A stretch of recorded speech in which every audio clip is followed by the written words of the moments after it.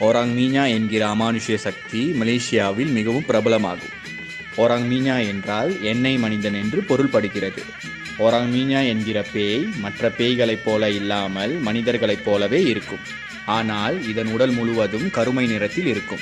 ஓராங் மீஞா ஓரொட்டு துணியும் உடம்பில் போட்டிருக்காது. தொடக்கத்தில் ஓராங் மீஞா என்பவர் ஒரு சாதாரண மனிதர் ஆவார்.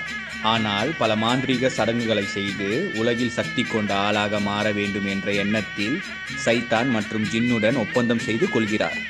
அப்படி அவர் சைத்தான் மற்றும் ஜின்கள் கூறியபடி சடங்குகளை செய்யும் போது சில சடங்குகளை பிழையாக செய்கிறார். சடங்குகளை தவறாக செய்ததால் சைத்தான் மற்றும் ஜின் கொடுத்த சாபமே இந்த ஓராங் மீஞா என்கிற சாபமாகும். சைத்தான் மற்றும் ஜின் சொன்ன மாதிரி சடங்குகள் செய்யாததால் இவரின் உடல் முழுவதும் கருப்பாக மாறும்படி சாபம் விடப்பட்டது. சாபம் கொடுக்கப்பட்டாலும் அவர் நினைத்தபடி பல சக்திகள் அவருக்கு கிடைத்தது. ஓராங் மீஞா பேய்க்கு கிடைத்த